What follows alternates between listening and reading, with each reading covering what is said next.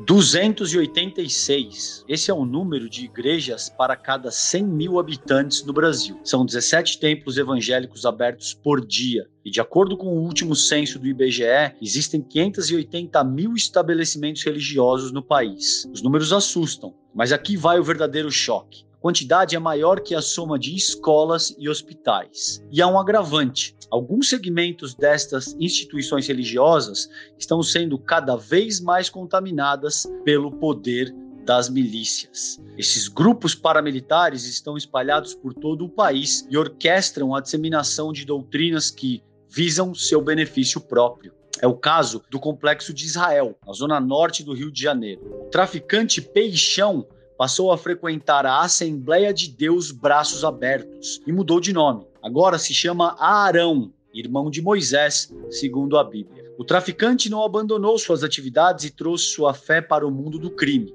O mesmo acontece em outros lugares do Brasil, onde a criminalidade se infiltrou em outras esferas de poder. Em São Paulo, a segurança pública também enfrenta um processo de milicianização. A Operação Verão, da Polícia Militar, na Baixada Santista, já é considerada uma das mais letais da história do Estado. O caso chegou a render para Tarcísio de Freitas uma denúncia no Conselho de Direitos Humanos da ONU. Pode ir na ONU, na Liga da Justiça, no raio que eu parta, que eu não tô nem aí.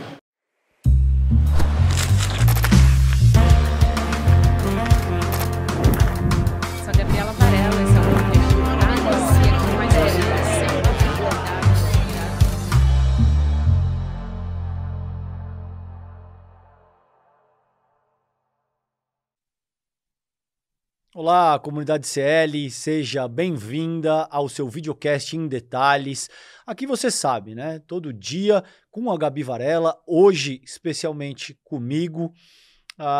Vamos avaliar toda uma temática do dia, a gente se aprofunda no que está em pauta no dia e hoje eu tenho um convidado muito especial. Ele é jornalista, escritor, Sérgio Ramalho, vamos chamá-lo para a conversa, acho que vocês vão gostar muito da temática que a gente vai trabalhar hoje.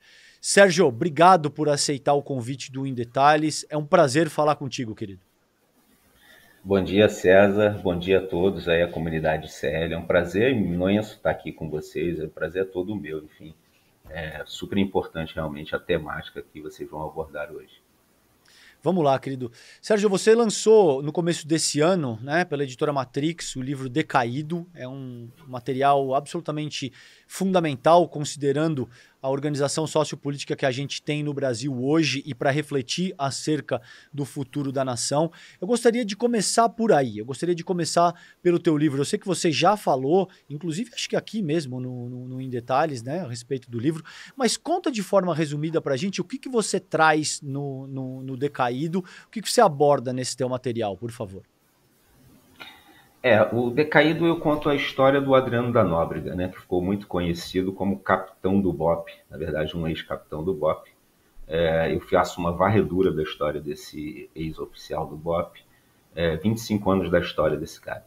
E 25 anos da história dele, contextualizando com o que a gente vê no próprio Rio de Janeiro e com a história do Rio de Janeiro e do país, de certa medida.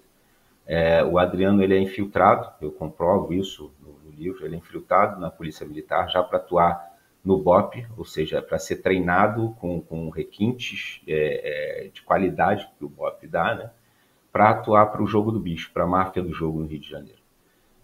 Com o tempo, ele acaba se associando a outros grupos que acabam sendo conhecidos aqui no Rio de Janeiro como milícias, essas organizações criminosas, né, paramilitares, porque tem uma presença muito forte de policiais, ex-policiais, e ele também acaba se associando a uma família que ganha muito poder, que era uma família do baixo clero da nossa política, mas que em 2018 ascende ao topo da política nacional, né?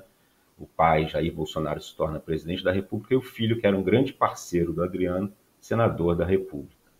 Então, assim, em linhas gerais é isso, e a gente conta essa relação do Adriano. Também, num dos capítulos eu abordo, você bem lembrou aí a questão do Peixão, do Complexo de Israel, né? Mas a origem do que hoje os pesquisadores tratam como narco-pentecostal, né? Que essa aliança entre o pseudo-religioso, pseudo-evangélico Eu gosto muito de frisar isso, né, porque a gente tem que ter respeito às outras, a todas essas matizes religiosas, enfim. Claro. Então, assim, são pseudo-religiosos porque eles se travestem de religiosos, mas continuam no tráfico de drogas, continuam mandando executar pessoas e fazem domínio territorial. Isso começa na Ilha do Governador, no Morro do Dendê, com Fernandinho Guarabu, que recebe apoio direto. Na verdade, ele era um protegido do escritório do crime. E quando a gente fala a respeito desse vínculo, né, entre o Adriano da Nóbrega e a família Bolsonaro, muita gente ainda se coloca de forma descrente, né, Sérgio? Muita gente ainda, não é possível. O Bolsonaro, ele foi capaz de construir, perdão, uma persona política que se vende como antissistema, que seria uma figura honesta, capaz de moralizar a cena política nacional. O que você traz em termos de materialidade factual para evidenciar a relação que existia entre figuras como o Adriano da Nóbrega, entre essa área mais miliciana ali do Rio de Janeiro e a própria família Bolsonaro? Acho que você cita especificamente o Jair Bolsonaro e o Flávio Bolsonaro como sendo os principais pontos de contato do Adriano da Nóbrega, não? Exatamente. Essa relação ela começa na primeira eleição do Flávio. Ele ainda era um jovem, 21 anos, fazia faculdade de Direito na Cândido Mendes e foi eleito, com uma votação já expressiva, deputado estadual no Rio de Janeiro.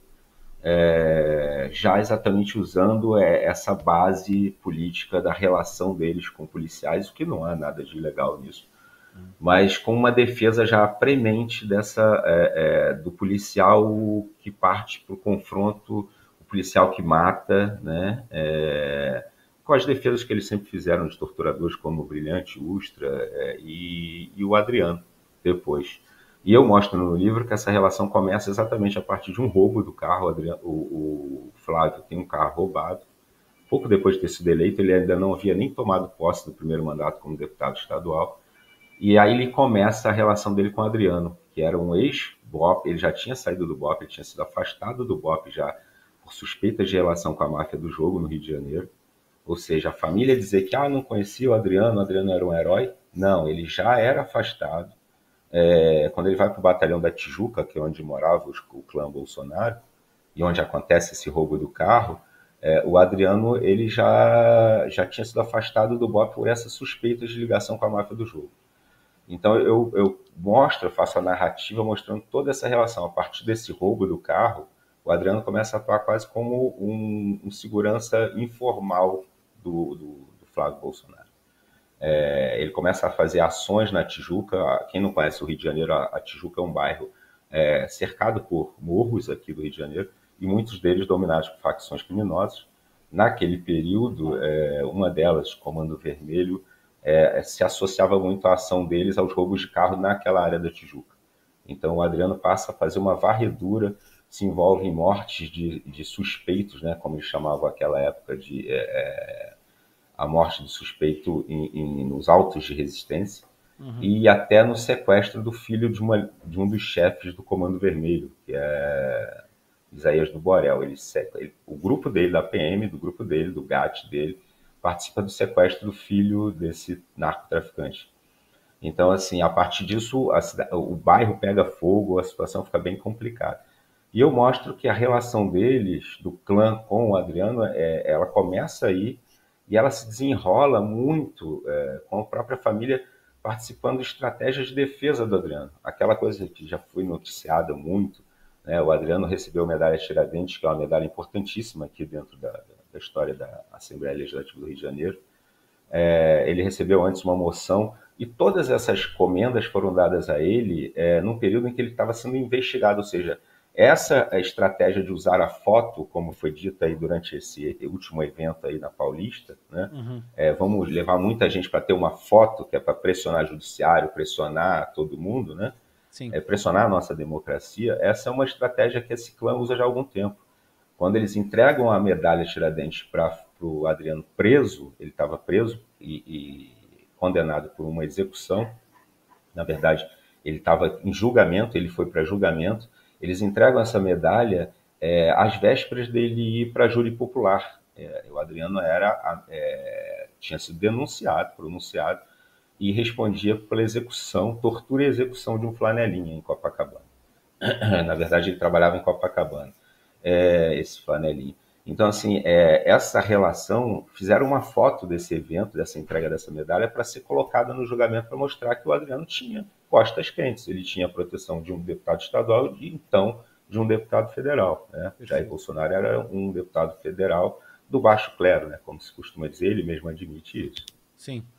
Sérgio, e aí eu vou trazer a nossa conversa para esse aspecto que você acabou de salientar, que foi o ato do dia 25 de fevereiro na Paulista, durante o qual a Michele Bolsonaro diz explicitamente que eles vão sim misturar religião e política. E ela atribui o surgimento daquilo que ela classifica como todo o mal em virtude da ausência dessa mistura entre religião e política.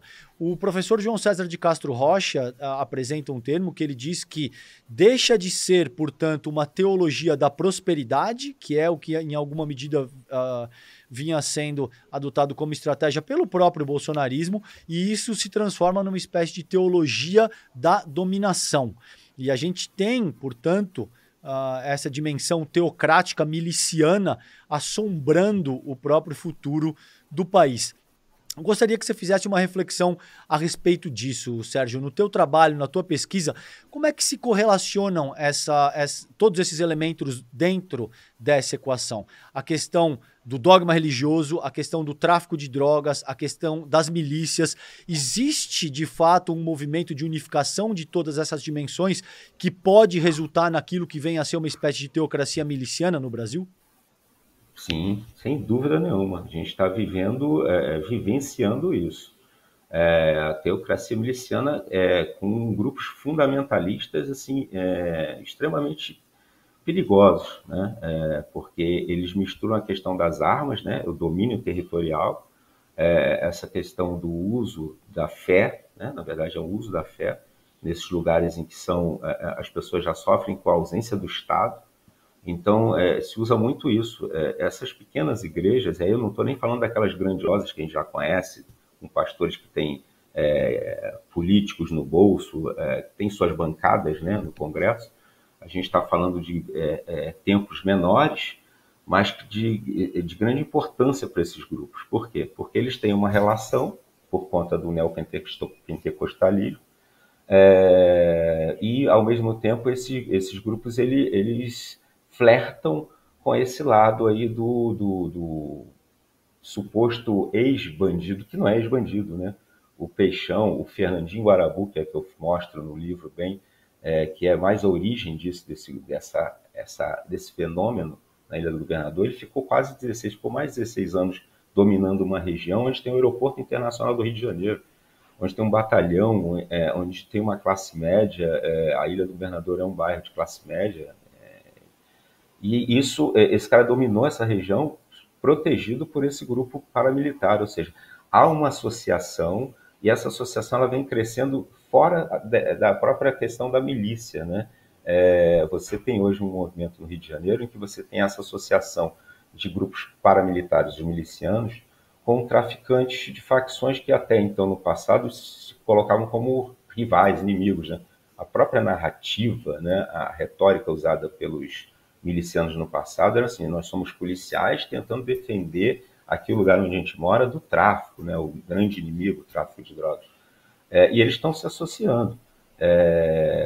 Esse que você bem lembrou aí, o Complexo de Israel, começa ali num conjunto habitacional na Cidade Alta e se espraia, e hoje já chega em municípios da Baixada Fluminense, ou seja, é uma área gigantesca que pega uma parte da zona norte do Rio de Janeiro, se espraia por áreas da Baixada Fluminense. Então você está falando de curral eleitoral mesmo, né? Então, se nesses lugares os caras querem impor, por exemplo, que não possa ter um terreiro de Umbanda, você imagina o que ele vai fazer quando chegar a eleição para o candidato dele, né? Então, assim, você já há essa perseguição religiosa desses grupos, porque eles estão ancorados nesses caras armados, né? Nessa relação que se constrói.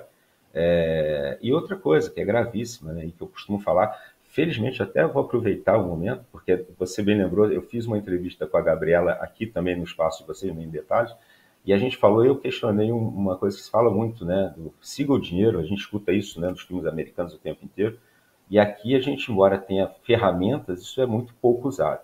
E aí eu queria aproveitar para falar assim, o Ministério Público do Rio de Janeiro, a polícia fez um trabalho recente de investigação de inteligência, exatamente isso, seguindo o dinheiro de uma dessas milícias, que é o grupo do Zinho lá da Zona Oeste do Rio de Janeiro, e constatou-se que esse grupo tem empresas de fachada, mas legalizadas, que inclusive estão disputando editais de licitação, trabalhando dentro da Secretaria de Estado de Educação, por exemplo, prestando serviço ali. Então, assim, é muito complexa a situação. Esses caras estão muito mais próximos da máfia, que a gente sempre escutou falar, né? A gente fica muito nesse discurso, o Brasil está parecido com a Colômbia, o Brasil está parecido com a Itália. A gente sempre escuta isso, né? Mas a verdade é que, assim, esses grupos, essas organizações criminosas no Brasil, elas têm se organizado de tal maneira que elas estão um passo à frente em alguns casos, né? Ou seja, entrando no Estado, comendo pelas beiradas, inclusive chegando a participar de licitação como empresas legalizadas, né? Essas igrejas também pequenas, elas acabam ajudando na lavagem de dinheiro desses grupos. Fernandinho Guarabu, na Ilha do Governador, por exemplo, tinha uma que ele frequentava também. E, obviamente, essa igreja ganhou uma musculatura com isso. Esse grupo que era pequeno, um tempo pequenininho, ganha musculatura. A mesma coisa, como você bem citou, do Peixão, que virou agora Araão, né? Ou seja, você vê que eles fazem uso, e é o Velho Testamento, né? O olho por olho, dente por dente. Esse grupo é o grupo que defende o Velho Testamento. Na verdade, eles não são cristãos, embora eles se digam isso, né? Porque o Velho Testamento não era cristão, era o contrário, né? O Castro Rocha tem uma análise maravilhosa sobre isso, como eu mencionei. Agora eu gostaria, Sérgio, de abordar o seguinte tema contigo. Muito se fala a respeito do governo Lula, é um governo progressista, é um governo que foi eleito de alguma forma para combater exatamente essa expansão dessa teocracia miliciana que ameaça o nosso futuro. E aí tem toda uma questão de uma PEC que está sendo cogitada para aumentar ainda mais as isenções tributárias das igrejas de todas as ordens, né? Não de um único grupo religioso, mas de todos os tipos de igreja. Gostaria que você comentasse isso. Como é que você enxerga essa medida do governo federal? Porque eu também acredito, e eu gostaria de, por favor, me corrija se eu estiver errado, é uma reflexão legítima que eu proponho aqui. Existe um certo paradoxo hoje que está posto para o governo federal, porque esses grupos que utilizam o dogma religioso para fazer política têm muita força. Então, se você tentar combatê-los diretamente, você corre um risco enorme. E se você não o faz e cede à pressão, você está reforçando um problema que vai se agudizar ainda mais ali na frente, que já é realidade, como você muito bem colocou, né? Não é algo que a gente vai ponderar para daqui a 10, 15 ou 20 anos. Isso já está posto na nossa vida social hoje em dia. Como é que se avalia tudo isso e o que você acha que poderia ser adotado em termos de medidas eficazes para evitar que o Estado seja cooptado em definitivo por essa teocracia miliciana? Isso é gravíssimo, mas se você for analisar do ponto de vista, e eu gosto muito de falar nessa relação da pessoa que é o frequentador, na verdade é quem tem a fé e ali frequenta um tempo, porque vai buscar reforço espiritual, enfim, a vida cotidiana é complexa, principalmente nessas áreas muito pobres da cidade, né? Mas essas pessoas, a ponta desse negócio, essas pessoas são contra, se você pegar a grande maioria. Porque quem ganha grana com isso, quem ganha o poder com isso, é o cara que tem o domínio.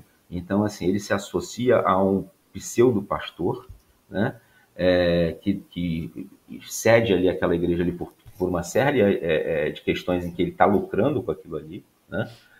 Mas, ao mesmo tempo, você tem ali entre os frequentadores pessoas que não concordam com isso. Eu acho que o governo precisava analisar esse ponto. Essa PEC, ela é proposta, na verdade, começa dentro do Congresso, e exatamente por um cara que foi prefeito do Rio de Janeiro, foi um dos piores prefeitos do Rio de Janeiro, o Marcelo Crivella, que é bispo da Igreja do Tio, né, a Igreja Universal. Então, assim, esses grupos têm interesse em diminuir seus pagamentos de impostos, né, é o que ele quer, o que ele coloca, inclusive, ele diz que quem vai lá doa já paga imposto. Você deveria perguntar quem está indo realmente ali. Mas existe, na verdade, você vê uma certa chantagem desses grupos mais organizados. Uma parte interessante e que é importante se lembrar é que assim, esses caras cresceram no vácuo do Estado, né? Nessas áreas, oferecendo não só a questão de fé, essas igrejas elas passam a atuar na questão assistencialista muito forte. Então, com isso, eles ganham muito espaço dentro desses locais como de importância mesmo. Ou seja, o que o Estado não faz, a pessoa vai ali e consegue, com a ajuda do pastor, porque eles funcionam como irmandade. E isso realmente é algo muito preocupante e que precisa ser analisado. Exatamente para não se criar um estigma, né? Eu sou contra totalmente essa coisa assim. Não é para estigmatizar, porque uma parte disso já faz, né? O mal religioso, vamos dizer assim, o cara que se diz religioso, mas que defende arma, que defende execução, tem algo errado, né, na premissa do que esse cara acredita. Mas a grande maioria não. E eu conheço algumas pessoas que falam isso, pessoas que tiveram... Eu conheço algumas senhoras que frequentam essas igrejas, na Baixada Fluminense, por exemplo, que eu tenho bastante contato, em que elas ficaram surpresas e se afastaram com a relação, assim, quando viram que o Bolsonaro ganhou, começou aquela coisa de armar, e a polícia entrar na favela e matar mais ainda, essas pessoas falam, peraí, eles têm um entendimento de que, não, peraí, eu tô aqui, o cara tá falando, mas ele tá lá fora, meu filho tá aqui, meu neto tá na rua. Eu vi muita gente se afastar, e que continua dentro da religião, tá? Então, assim, o que se precisa é identificar esses pontos, porque o que eu estou vendo até agora é tentar fazer acordos e alianças com os manda-chuvas, ou seja, com os vendilhões, né? Como se dizia que Cristo chamava os vendilhões do templo, né? Sim. Então, o que se tenta hoje é facilitar mais ainda a vida do vendilhão, e não do cara que acredita mesmo ali na fé e que vai pela fé, e não movido por dogmas religiosos, entendeu? Perfeito. Eu acho que tem um aspecto muito sintomático da tua fala que me parece que vale a pena ressaltar e que eu venho insistindo nisso, que a formação dessa teocracia miliciana com a qual a gente se vê confrontado hoje, talvez seja, para continuar usando uma categoria teológica, o preço do pecado que a gente, enquanto sociedade, tem que pagar por ter desenvolvido talvez uma das sociedades mais desiguais e violentas do mundo, né, Sérgio? Então, existe uma correlação muito intrínseca. Gostaria de voltar para que você se aprofundasse um pouco mais nessa análise antes da gente terminar.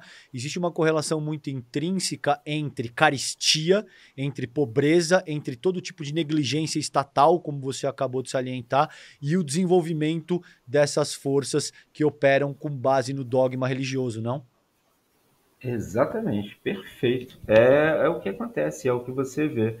E aí eu vou usar um exemplo muito pequeno. O meu pai tinha um barzinho, meu pai é um senhor de 85 anos, um português, um barzinho em Nova Iguaçu, na Baixada Fluminense. E ele estava aposentado já e começou a sofrer pressão de miliciano que ia lá pedir dinheiro toda sexta-feira. Em frente ao barzinho tem uma igreja. E me chamava a atenção porque é uma dessas pequenininhas, não tem relação nenhuma, tá, com o miliciano ou com o narcotráfico, nada disso. Eu estou usando só como exemplo porque me chamava a atenção. Era um grupo pequeno, começou a crescer exatamente nesse vácuo. E uma vez eu conversando com esse pastor, e aí me chamou a atenção porque na frente da igreja dele tinha um banner imenso, uma família loura, aquela coisa bem americana mesmo. Aí eu falei assim, pô, o teu público aqui, as pessoas que frequentam a igreja, são todos praticamente negros, pretos, pobres. O teu desenho ali retrata uma outra família, né? E eu achei interessante que ele falou, é verdade, ele mudou aquilo ali. Ele mudou e eu achei interessante isso que ele fez. Mas eu estou dando esse exemplo exatamente porque, assim, é nesse vácuo que esses caras operam. Aquele grupo ali poderia ser cooptado por um grupo desses narco-pentecostais, do tipo, a gente está frequentando agora aqui, vamos colocar dinheiro, vamos melhorar isso aqui, porque dessa maneira funciona, tá? É uma troca biose.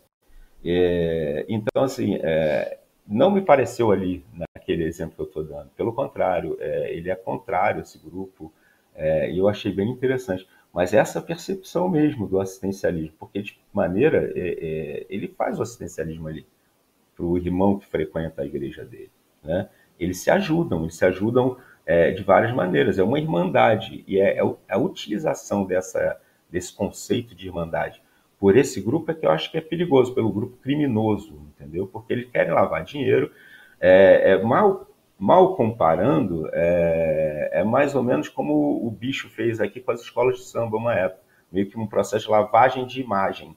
Aí eles não usam escola de samba, nada disso. Eles usam essas pequenas igrejas com processo de lavagem de imagem. O cara vai lá, não, eu sou convertido. Não sou mais um criminoso. Mas não é bem verdade, né? Muitos deles continuam e se utilizam dessa narrativa para branquear a própria imagem e o capital que eles conseguem movimentar, que não é pouco, né? A gente está falando do movimento desses caras muito próximos do que a máfia faz. Aqui, em várias investigações mostram, no Rio de Janeiro, que esses grupos cobram o que eles chamam hoje de pagar o chão. É quase o piso da máfia italiana, né? Pagar o chão significa que naquele território que ele tem um domínio, tudo que você for fazer ali, seja legal ou ilegal, você tem que bater cabeça para o cara que é o chefe. Então, assim, o cara tem um pequeno comércio, paga taxa, se não pagar não funciona, é ameaçado, é roubado, e isso não fica só no comércio, isso vai ampliando, né? Os valores vão aumentando e, ao mesmo tempo, eles vão ampliando também o lado legal do negócio, porque, assim, eles operam o lado ilegal, fazem de tudo no lado ilegal, mas isso movimenta muito dinheiro. E eles precisam branquear esse capital. Para fazer isso, eles precisam dessas associações. Perfeito. Sérgio Ramalho, jornalista, autor do livro Decaído. Prazer falar contigo, Sérgio. Muito obrigado pela tua atenção e pela conversa hoje. Busquem o material, é a história do Adriano da Nóbrega, é absolutamente fundamental para entender o estado de coisas, inclusive, que a gente tem determinado hoje no Brasil. Sérgio, um grande abraço, obrigado pela tua participação no Em Detalhes de hoje, querido. Eu é que agradeço novamente, um abraço a todos e uma ótima semana para a gente. Um abraço, obrigado.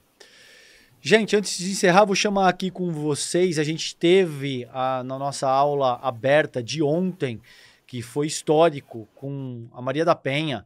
Nós anunciamos mais uma super novidade, inclusive. A nova produção original do ICL, que é a Máquina de Moer Reputações, está aí na tela de vocês, tá? É uma série que expõe as artimanhas da extrema-direita para criar e divulgar histórias falsas que tentam destruir a honra de grandes defensores dos direitos humanos do Brasil. Então vocês podem ver aí a Maria da Penha, o Paulo Freire, a Marielle, tá?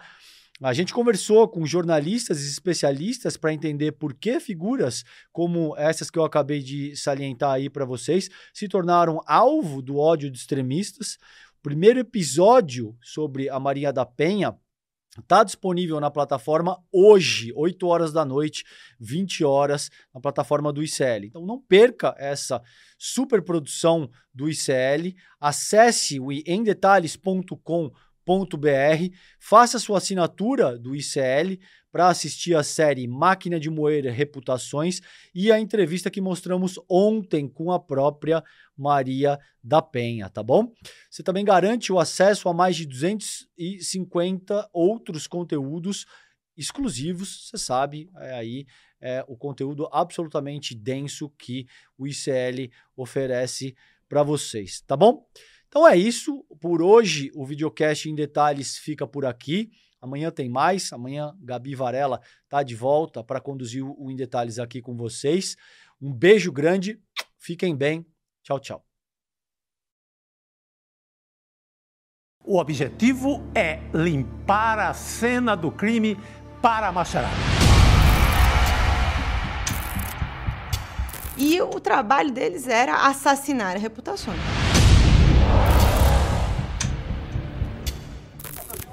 Aí do Paulo Freire da vida, esse energúmeno aí.